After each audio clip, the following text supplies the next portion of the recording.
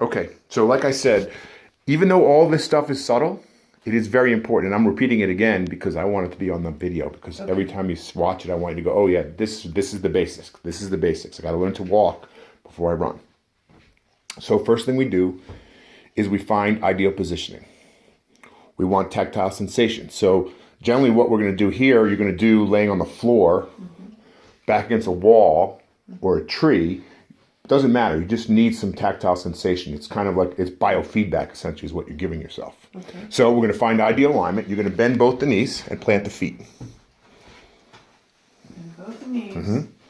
And you want about 90 degrees here, so a little bit more like that. And then you want to get your feet in a stance where you feel like you're standing in a strong position.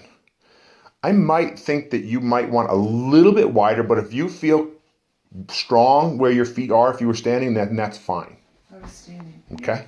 And this is an adjustment. This is a learning process. So you'll continually fine tune this. Okay. Then the pelvis is going to get tilted backwards and forwards. And you're going to do that, yep. And you're going to do that 3 times. That's nice. That's really nice. That's invaluable. And then you're going to find the middle of that range of motion.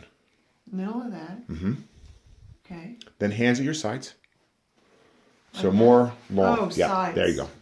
Then think about your shoulders growing really nice and wide. So, and that looked really good. So that kind of a sensation, almost like the clavicles are growing out wide. Then back the neck. Back the neck. Nice and long. So that, almost like you're going to tuck your chin. Okay, so that's the alignment. Now to get and hold the alignment, the powerhouse. The powerhouse is a combination of 3 things. Breathing in a specific way, contracting a deep abdominal muscle called the transverse abdominis, and then contracting the muscles of the pelvic floor. First, the breath. In through the nose, out through the mouth, through pursed lips and tongue. It will look and sound like this. Shh. Can you show me? Perfect.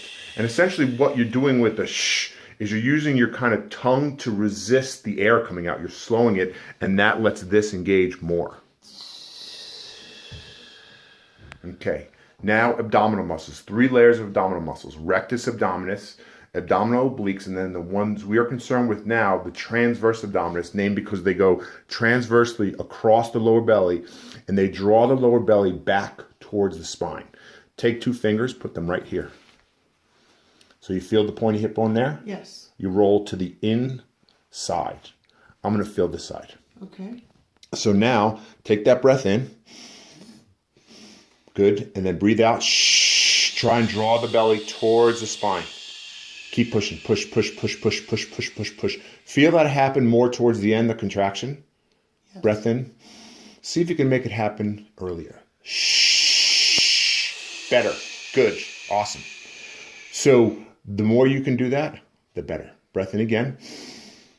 Shh. Perfect. Because now you didn't let it go that time. Okay. Awesome. Okay. Now muscles of the pelvic floor. Heard of Kegel exercises? Must put my pelvis to the... No. Have you heard of Kegel exercises? I've heard of them. I don't know what they are. So what they are is that the pelvic floor muscles sit here. Urethra, vagina, anus all pass through the pelvic floor.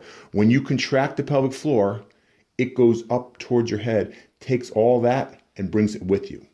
2 cues to help people get connected to their pelvic floor muscles are 1, stopping a pee in the middle of peeing, but we don't want people to do that on a regular basis because that does promote urinary tract infections. And the other one is holding in a fart.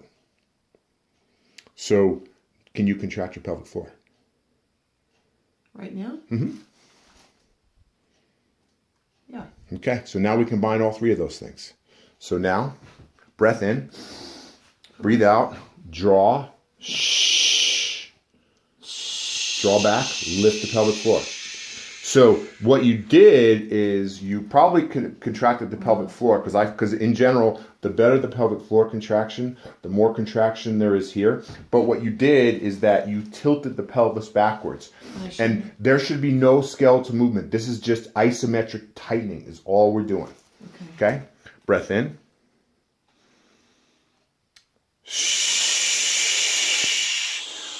You did it just a little bit that time. Yeah, I okay? can tell. Breath in.